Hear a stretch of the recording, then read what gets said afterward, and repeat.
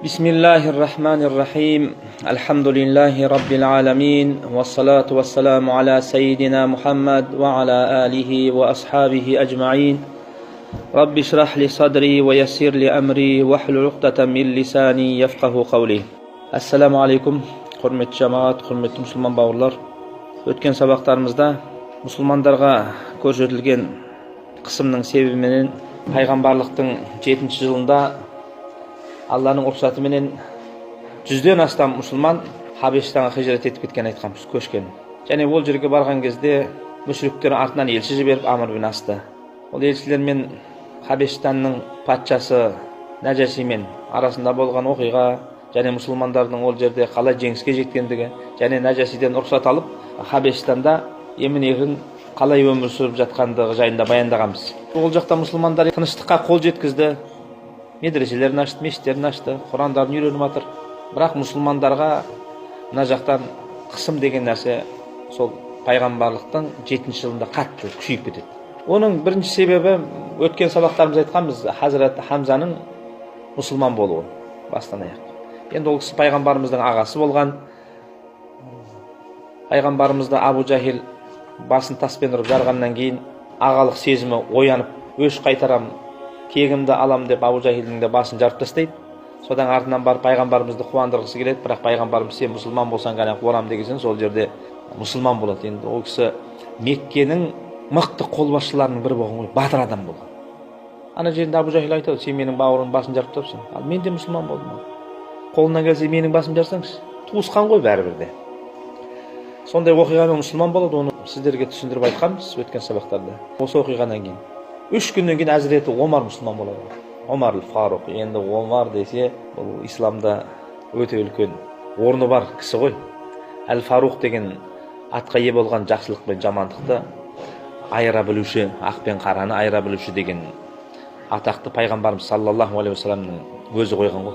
Әзіреті Омар мұсылман болғаннан кейін Ираныңызды тізе бүктірген ғой бұл кісілер. Римді тізе бүктірген. Өткен сабақтарымда айттым ба білмеймін. Қазір енді түсінікті болу үшін қайталап кете салайын. Әзіреті Омардың уақытында мұсылмандар Иранды алуға барған кезде Иранның басшысы Кисра өз араларында таққа таласып жатыр. Содан арадан хабаршы келеді, арабтар соғысуға келіп тұр екен деп. Оны таң қалады, күледі, арабтар бізбен соғысуға келіп тұр. Қалай ол дейді? Қалай ол бізбен соғысуға келіп тұр, арабтар жалаң аяқ араб. Қазір олармен біз барып соғысуға уақыт жоқ мына жерде. Маңызды мәселе бар. Арабтардың әскерлерінің барлығына бір дирхамнан, әскерлерінің бәріне бір көйлектен, бастап келген қолбасшысына 2 көйлек 100 дирхам бересеңдер кете берсінші дейді. Менсінбеген араб дегендер. Сондай көзқарас болған ғой бүкіл әлемде. Араб енді айдалада құмда жүрген арабтар жалаң аяқ, түйе баққан, қой баққан біреулер болған ғой. Бірақ ислам келіп бұлардың дәрежесін қалай көтерді, көрдіңіздер ме? Міне Әзірет Омар сондай адам болған ғой, Алла разы болсын. 10 жыл пайғамбарымыз саллаллаху алейхи уассаламнан кейін халифа болған. Сол кісінің мұсылман болуын осы жерде баяндауымызда бір маңызды нәрсе деп ойлаймыз иншалла. Әзірет Омар да Меккенің мықты батырларынан, және Меккеде Құрайш егер басқа бір елмен қарым-қатынас жасағысы келсе, сол кісіні елші қылып жіберетін болған. Екінің бірін елші қылып жібермейді, бүкіл елдің атынан. Демек, ол кісіде сондай бір жақсы қасиет болғанда, басқара білетін саясаткер. Енді сол Әзіреті Омар оқиғалардың бәрін көріп жүреді ғой. Ол кісі барлық нәрсені тура шешетін кісі болған ғой, күшпенен. Меккені көріп жатыр, мұсылмандардың барлығы күшейіп жатыр, күннен күн көбейіп жатыр, жанұя бұзылып жатыр сол діннің себебіменен. Және енді Абу Жахил Әзіреті Омардың нағашысы болып келеді. Әзіреті Омардың анасы Абу Жахилдің туған қарындасы ғой. Бір рудан болмаса да туысқанда ғой, қарындасының баласы ғой. Және Хазіреті Хамза келіп, оның басын жарып тастады. Абу Жахил оған ештеңе істей алмай қалды. Енді Омардан намыстанады ғой. Бұның себебін бәрі неден болып жатыр? Мұхаммад пайғамбардың істегені бұл. Ең дұрысы, мен осы Мұхаммадты саллаллаху алейхи вассалам өлтіріп тастайын, содан кейін барлық мүшкілелер шешіледі дейді ғой. Мен тыныштық әкеп берейін өзімнің еліме, жеріме. Қашанғы бүйтіп бір-бірімізбен дұшпан боламыз деген ойға келеді. Ашуға булыққан Омар, бұған енді батырлық керек қой, оғанға дейін де өлтірем десе, адамдар жүрді ғой батыр, бірақ ешкімнің жүрегі дауаламады да оны. Өйткені пайғамбарымыздың артында үлкен өзінің әулеті тұр, руы тұр. Егер пайғамбарымызды өлтірсе, ол кәпір болса да, ол ислам дініне кірген болса да, пайғамбардың қанын жерге қалдырмайды, ол біледі оны. Пайғамбардың руы сондай Құрайштардың ішінде Бәни Абд-Манаф дейді ғой, өте мықты ру болған. Содан қорыққан былайша айтқан кезде. Бірақ Омар оған қарамайды.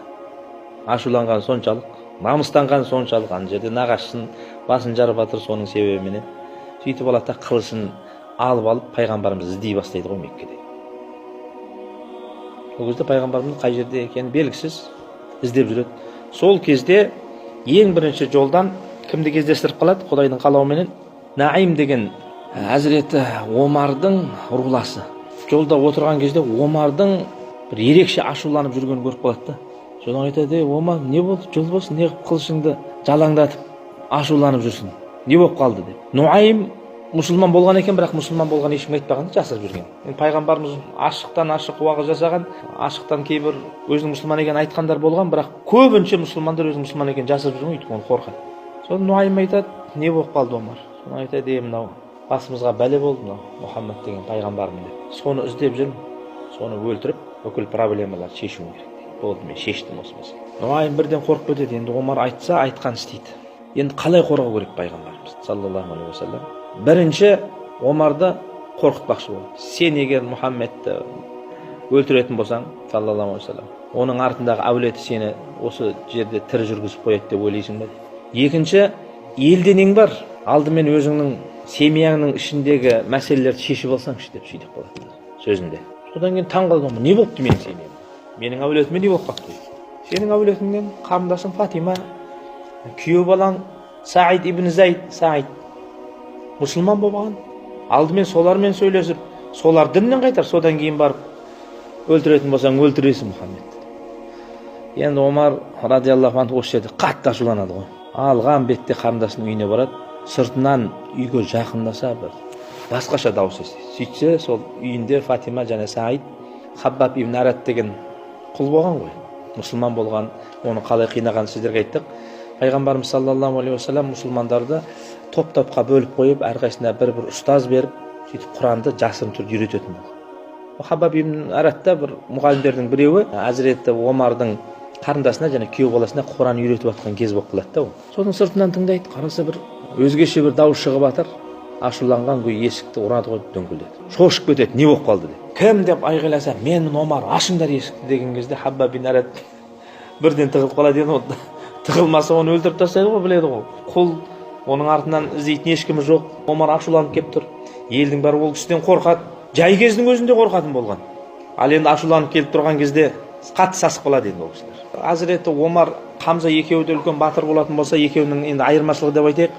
Әзіреті Хамза мұсылман болмаған кезде де мұсылмандарға зиян тигізбеген адам. Өзімен өзі жүрген. Мұсылман болып қолдамаған, немесе оларға да бір зиян да келтірмеген. Ал бірақ Әзіреті Омар емес, ол мұсылмандарға зиян тигізуменен атағы шыққан адам болған ғой, мұсылман болмай тұрған кезде. Тіпті өзінің жариясын таңертеңнен бастап кешке шейін ұрады екен ғой. Соны кешке тастайды екен: жалыққанынан тастадым сені. Жалығып кетеді екен ғой, ұра бер. Анау бірақ діннен қайтпайды. Сондай қатты кісі болған ғой. Сонысын біледі. Тіпті Әзіреті Омар мұсылман болады десе, ешкім үш ұйықтаса түсіне де кірмеген ғой. Әзіреті Омар мұсылман болатын сияқты деп Амирдің әйелі айтып қалған кезде Амир айтқан екен ғой, енді Омар мұсылман бола ма? Омар мұсылман болудан бұрын Омардың ешегі мұсылман болатын шығар, болса, бірақ Омар мұсылман болмайды деп, сонда мұсылман болуынан үміт үзген адам ғой енді. Бірақ Алла Тағала Құран кәрімде: иннака ла тахди ман ахбабта валакинналлаха яхди ман яша. Сен өзің жақсы көргеніңе тура жолды бере алмайсың, Алла Тағала қалағанына тура жолды береді. Ойлаңыздар мынандай сөз. Ол ешқашан мұсылман болмайды. Одан бұрын оның ешегі мұсылман болуы мүмкін, бірақ ол Омар мұсылман болмайды. Сөйтіп ойлаған ғой адамдар. Сондай Омар Алланың қалауыменен исламға қандай қызмет етіп кеткен. Алла Тағала тура жолға салам десе, бұл оңай екен ғой. Сөйтіп қорқып кетеді, оқып жатқан Құрандарын тығады, Хаббабта тығылып қалады, есікті ашып қалады да: не оқып отырыңдар дейді. Жоқ, ештеңе оқыған жоқ, не болып қалды? Сендер менен ештеңені жасырмаңдар. Сендер мұсылман болды деп естідім, жаңағы оқып жатқандарың сол Мұхаммедтің алып келген бір деңгесі әкеліп көрсетіңдер. Содан кейін күйеу баласы жоқ ондай нәрсе жоқ деген кезде бірақ ұрады, ол құлайды. Соң қарындас енді күйеуін жақтап арасына түскен кезде қарындасын да ұрып жібереді ғой, ашуланып. Қарындасын енді ашуланып келіп ұрған кезде мұрнын сындырды ма екен, жоқ ұрған кезде бір бетінен бір жері жыртылды ма, әйтеу бет аузы қанға боялып кеткен деп айтылады кітаптарда. Сол кезде күйеу баласы қатты ашуланып әйелін ұрды, қанды көрді, атып тұрып, иә біз мұсылман болдық дейді. Білгеніңді істе, жасырмаймыз сенен де қорықпаймыз. Енді Омар ондай нәрсені көрмеген ғой, оның алдында бәрі жорғалап жүрген, кеше ғана айтқан істеп жүрген күйеу баласы анандай атылып шыққан кезде бұл қайдан шықты мынау батырлық деп таң қалған ғой. Сол кезде қарындасы да тұрады да айтады, жарылсаң жарылып кет, өлсең өліп кет, біз міне мұсылман болдық. Өлтірсең осы жерде өлтір, біз діннен қайтпаймыз дейді. Сондай батыр Омар ана көріністі көрген кезде өзі ойланып қалады ғой. Қарындасының бет аузы қан болып тұр, ұялып қалады бір жағы. Әйел адамды ұру деген батырлық ұрмайды ғой жалпы. Ана жерде сондай бір оқиға болып қалады дейді, ашуланып келгендіктен. Содан кейін бірден сабасына түсіп, енді Алла Тағала тура жол нәсіп етейін деп тұр ғой Әзірет Омарға. Жарайды дейді, жаңағы оқып жатқан нәрселеріңді көрсетіңдерші мен деп көрейін бұл не нәрсе екен. Осы уақытқа шейін тыңдап көрмеген Құран деген нәрсе. Сонда Фатима анамыз жарықтық. Ол да енді Омардың қарындасы болғаннан кейін мінезі де Омар сияқты ғой. Сен Аллаға ортақ қосып жүрген мүшриксің, сен нәжіссің, сен таза емессің. Сен Алланың кітабын ұстау үшін ла ямассуху илля мутаххарун дейді ғой. Сен таза болуың керек. Сондықтан да ең бірінші ғұсыл ал дейді. Біз ойлаймыз ғой енді сөйтіп енді Әзірет Омар оқимын деп тұрса бере салмай жүрген артынан да ғұсыл жоқ олар. Сол кездің мұсылмандар өте турашыл болған ғой былайша айтқан кезде. Сөйтіп Әзірет Омар сол қарындасының үйінде ғұсыл құйынып тазаланады. Міне осы ғұсыл менен Әзірет Омардың бүкіл кірлері жуылып шайылып кетеді десек қателеспейміз, оны болашақта өзі көрсетеді ғой. Міне осы жерден Әзірет Омар 190 градусқа өзгереді ғой. Ғұсылын құйынып алып келеді, содан кейін өздерінің оқып атқан парақты Әзірет Омарға көрсетеді. Сөйтсе, Хаббаб ибн Арат тығылып атқан ғой. Жаңағы әңгімелерді естігеннен кейін Аллаху акбар деп қуанғаннан атып шығады. Өй, сен қайдан жүрсің? Қайдан жүргенде мен Құран үйретемін дейді, тығылып жүріп. Мен кеше ғана Пайғамбарымыз саллаллаху алейхи уассаламның я Алла, осы екі Омардың біреуіменен дінімізді күшейтші деп дұға еткенін естіп едім. Алла Тағала сені қалаған екен Омар дейді. Абу Жахилдің де аты Омар болған екен. Бірақ Пайғамбарымызға істеген жаманшылығынан мұсылмандар оны надандардың атасы деп атап кеткен. Абу Жахил деген мағына соған келеді. Пайғамбарымыз сол бір күн бұрын Алладан тілеген екен. Сондықтан да біз де бауырлар, мынау ислам дінінің күшеюі үшін үлкен Алла Тағаланың абырой берген жүректі, батыр, мықты ағаларымыздың ислам дініне бет бұрулары үшін дұға етсек, ол да бір Пайғамбарымыз саллаллаху алейхи уассаламның есеген бауырлар, сүннет екен. Ол дұға деген мұсылманның ол қаруы. Сондықтан да әрқашан өзіміздің бауырларымыз үшін, ағаларымыз үшін, исламның күшеюі үшін дұға жасауымыз керек екен. Сөйтіп Әзірет Омар жаңағы парақты қолына алады, енді ол арабша ғой. Содан оқи бастайды. Енді ол Меккенің атынан елдерге бар жоғын елші болғандықтан, демек Әзірет Омар оқу жазуды білген сауатты адам болған. Бірден Құран кәрімді алып Бисмиллахир-рахманир-рахим деген сөзді оқиды. Не деген жақсы аттар, міне осы жерден басталады. Түсінеді ғой.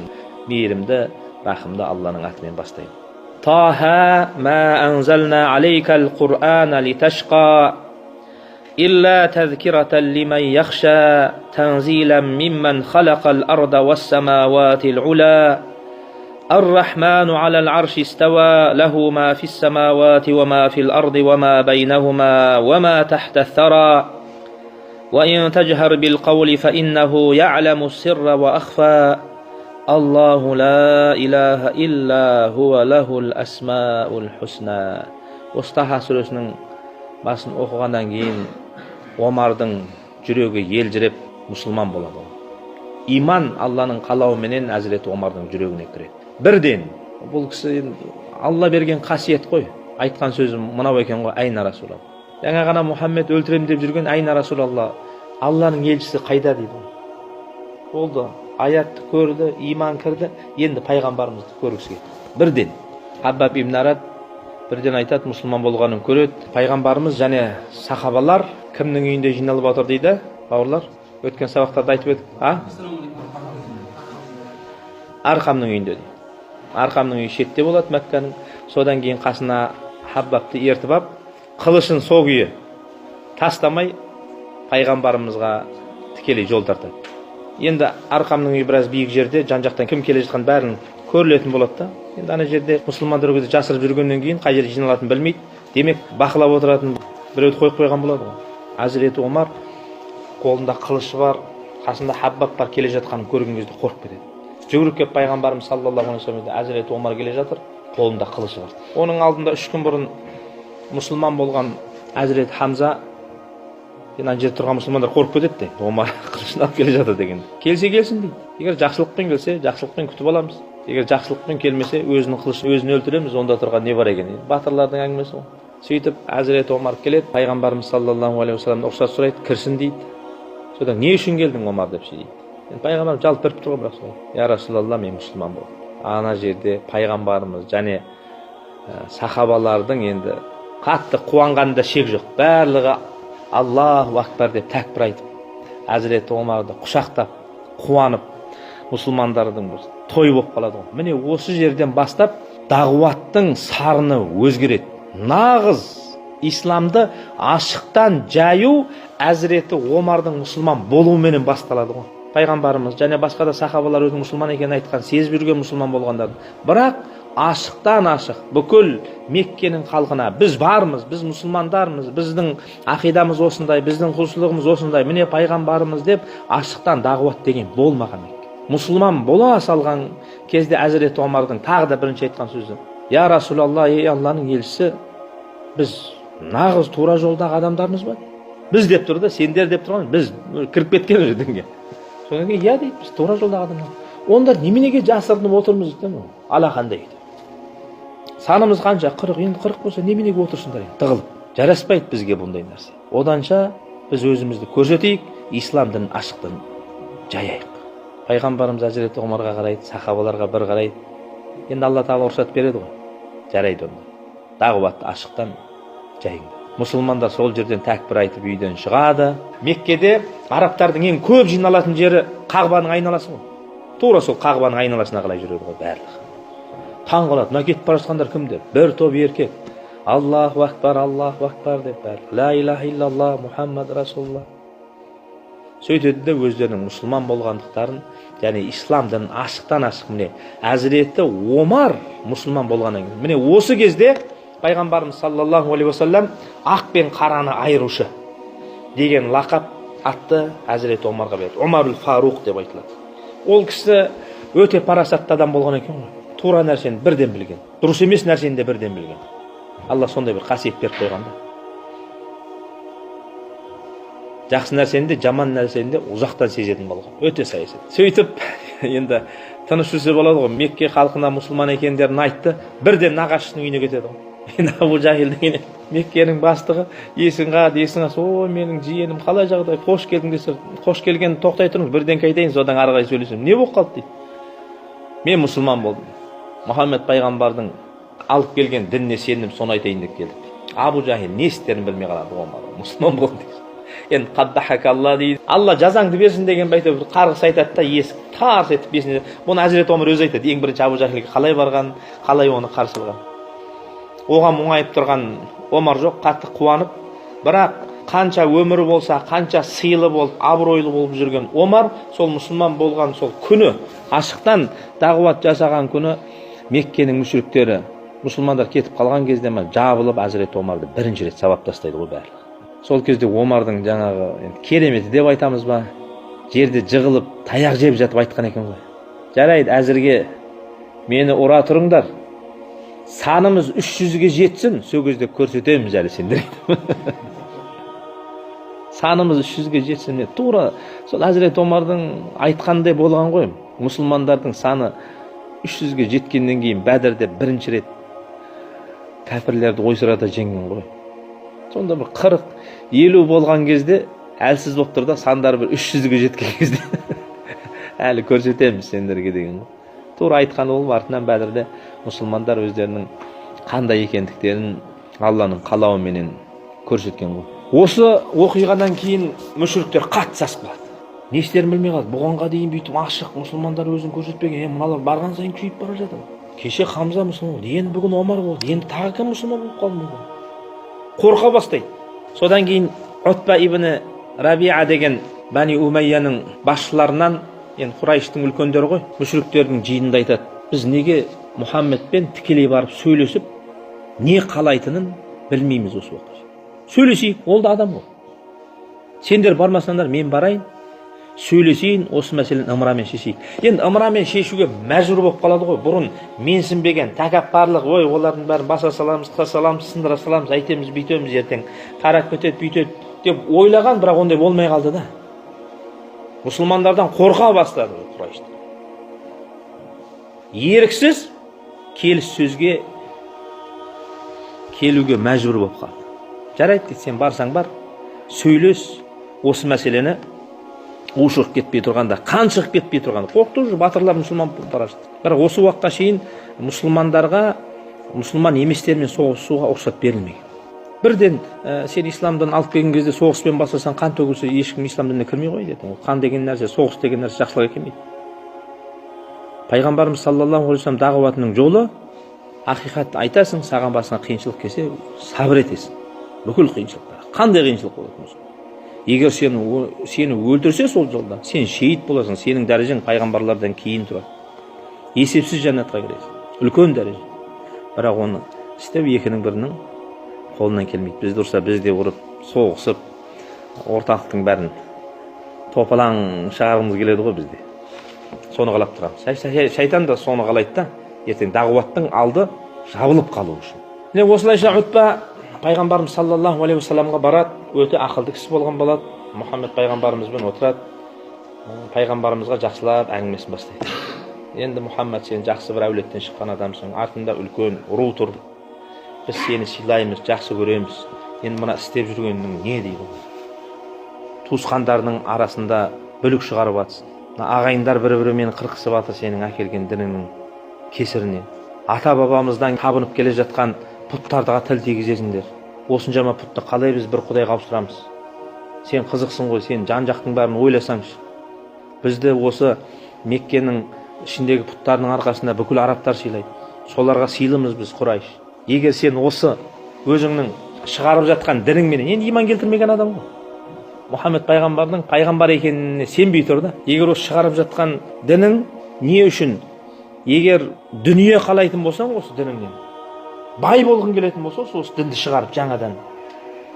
Біз саған барлығымыз ақша жинап берейік та, Меккенің ең бай адамы болды. Барлығымыз саған ақша берейік. Қалағаныңша берейік. Меккенің ең бай адамы. Енді мына жаңа Утбаның Мұхаммад пайғамбарымызға ұсынған нәрселерінің бір 10-нан 1 бізге берілсе, Құдай сақтасын енді. Барлық нәрсені тастап кетуіміз мүмкін да, ол оңай нәрсе емес енді. Ахмад бин Хамбалдың әңгімесін айттық қоя. Ол кісі түрмеге қағап, мұғтазилар билікке келген кезде арқасынан сабап, Құранды мақлұқ деп айт, Алланың кәләмі деп айтпа деп мәжбүрлеген кезде, ол кісі түрмеде жатып, дүре соғылып айтпай ғой. Жоқ, мен олай деп Алланың дініне қиянат жасай алмаймын деп. Артынан мұқтажылардың патшасы кетіп, басқа бір патша келген кезде құлыққа көшіп, Ахмад бин Хамбалды шығарып, сыйлап, сіз Құранды мақлұқ деп айтасаңыз, мен сізге өзімнің қызымды берейін, дүниемнің жартысын берейін деген кезде Ахмад бин Хамбалдың айтқан сөзі. Өткенде де айттық қой. Қылышпен қамшымен таяқ жеу әлде қайда мына дүниеге қарсы төтеп беруден оңай екен. Адамның нәпсісі дүние, мансап деген нәрсені қатты жақсы көреді. Міне осы нәрселерді пайғамбарымыз саллаллаху алейхи вассалам ұсынады. Меккенің ең бай адамы. Сізге келеді айтады да, мынау дініңді таста, мешітке барма, намаз оқыма, Аллаға табынба, біз саған ақша жинап берейік, осы диярдың ең бай адамы бол. Қалағаныңды аласың, байлық. Не осы нәрсені? Егер сенің қалағаның мансап болатын болса, біз сені Меккенің билігіндегі адамдардың қатарына қосып қояйық. Меккеде бір мәселе болатын болса, сенсіз шешілмесін. Сенімен ақылдасып отырайық барлық мәселелер. Сен билікке кел бізбен бірге. Ол да оңай нәрсе емес. Үшінші айтқан нәрсесі Меккеде, тіпті араб елінде болып көрмеген нәрсе. Егер сен одан да жоғарғысын қаласаң, Меккедегі ең бірінші патша болды Мәлик. Меккеде патша жоқ. Әр рудың басшылары жиналып алып мәселелер шешетін болды. Сол бүкіл рудың патшасы болсын. Сені патша қылып сайлайық, хан көтерейік, ақ кигізге отыр. Егер осы өзіңнің жаңадан шығарған дініңменен патшалықты қаласаң, бізді билеуді қаласаң, сол билікті біз өзіміз-ақ берейік. Бірақ мынау арабтар бір-бірін айдап салғанды қойшы дейді ғой. Сенбегеннен кейін аузына келген айта береді. Төртінші нәрсесін айтады: егер саған ғайыптан бір тылсым күштер тиісіп жүрген болатын болса, жындар тиісіп, шайтандар тиісіп, сені осы нәрсені істеуіңді және саған осы нәрселерді айтуыңды мәжбүрлеп жүрген болатын болса, дүниенің қай жерінде болса да осы сенің ауруыңды емдейтін дәрігерлерді алдыртайық, немесе өзіміз барып сені емдетейік, ішіңнен жынды шығарайық, көмектесейік саған. Біз сенің туысқаныңбыз, саған жаманшылық қарамаймыз, сен айт бізге деп жанашырлық танытқан сияқты болады. Пайғамбарымыз саллаллаху алейхи уассалам айтқан сөзін ешқандай бөлместен аяғына шейін тыңдайды. Бұл да сүннет екен ғой. Біреумен сөйлескен кезде ең бірінші әңгімесін тыңдап ал, содан кейін сөзін бөлмей, айтатын нәрсеңді содан кейін айту керек. Сол кезде пайғамбарымыз саллаллаху алейхи уассалам: я Абу Валид, егер айтып болған болатын болсаң, мені де тыңдайсың ба дейді. Пайғамбарымыз саллаллаху алейхи уассалам ол кезде енді пайғамбарымыздың мұғжизасы Құран болған деп айттық қой, тек Құран оқыған. Енді өзін жақсылап тыңдап болғаннан кейін мені де тыңдайсың ба деген сөзді естіген Утба әрине деп айтады. Мұхаммад пайғамбарымыз: әрине тыңдаймын. Алла айт, не айтасың? Пайғамбарымыз саллаллаху алейхи уассалам бірден Фуссилат сүресінің 13 аятын бастан аяғына шейін оқып берген екен. Енді уақыттарыңыз болса, сол Фуссилат сүресінің бас жағын 13 аятқа шейін бір оқысаңыздар болады. Жалпы пайғамбарымыз саллаллаху алейхи уассаламға қарсы шығып жүрген Құрайштар жайында баяндалады. Аузу биллахи минаш шайтанир ражим. Бисмиллахир рахманир рахим. Хамим. Танзилум минар рахманир рахим. Китабун фуссилат аятуху Qur'anan арабиян лиқауми я'ламун.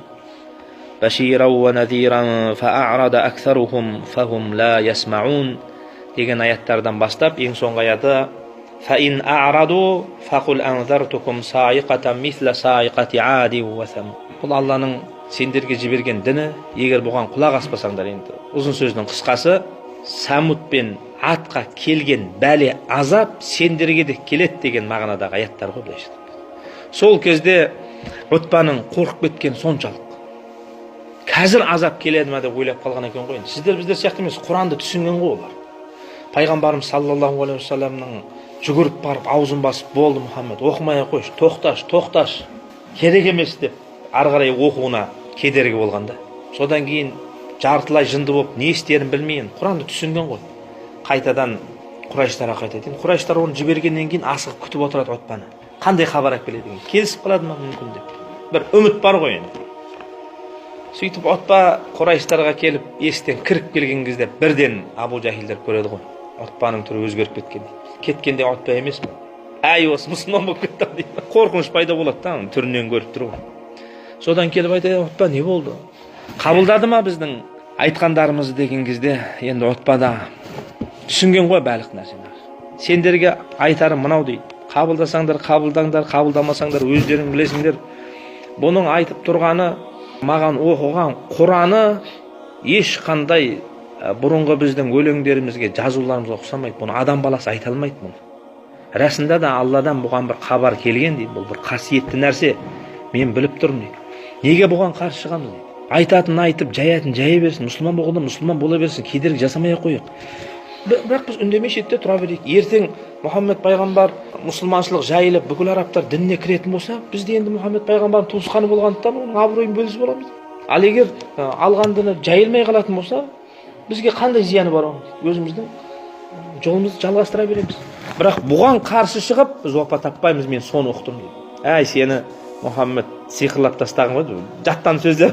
Сені де сиқырлап тастапты дейді. Жоқ дейді, мен сиқырлап тастаған жоқ, мен ақиқатты көріп тұрмын. Өздерің біліңдер, мен айтқаным осы дейді. Сөйтіп ол кісі бір жақ шетке кетіп қалады. Содан кейін ары қарай болатын іс жалпы болады ғой. Міне осы оқиғадан кейін Құрайштың мүшриктері тіптен қорқа бастайды.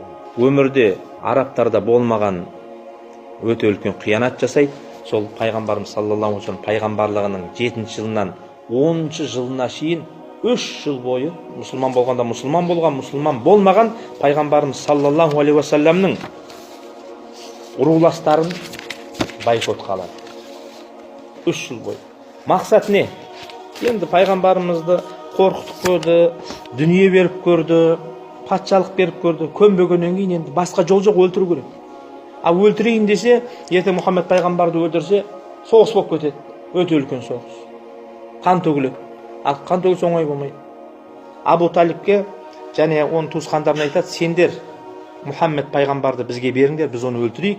Егер бізге бермейтін болсаңдар, біз сендермен бүкіл Құрайш тайпасы сендердің руларыңмен ара қатынасты үземіз.